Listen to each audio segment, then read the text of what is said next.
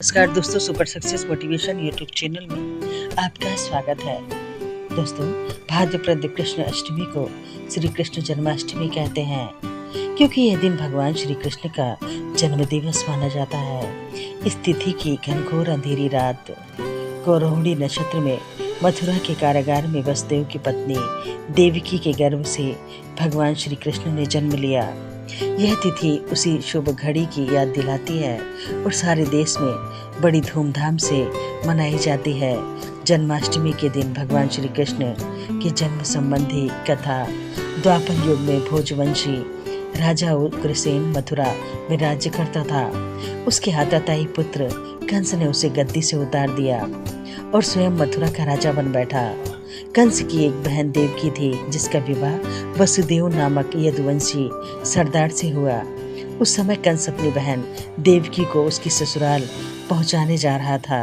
रास्ते में आकाशवाणी हुई, हे कंस, जिस देवकी को तू बड़े प्रेम से ले जा रहा है, उसी में तेरा काल बसता है। इसी गर्भ से उत्पन्न 8वां बालक तेरा वध करेगा। यह सुन कंस वसुदेव को मारने के लिए उद्यत हुआ।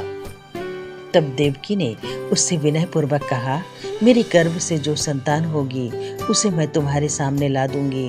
बहनोई को मारने से क्या लाभ है।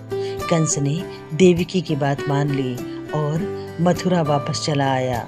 उसने वसुदेव और देवकी को कारागार में डाल दिया। वसुदेव देवकी के एक एक करके 7 बच्चे हुए और 7 को जन्म लेते ही कंस ने मार डाला।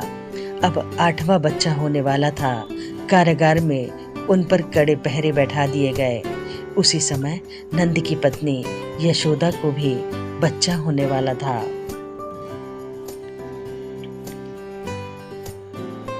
उसी समय संयोग से यशोदा के गर्भ से एक कन्या हुआ और कुछ नहीं, सिर्फ माया थी।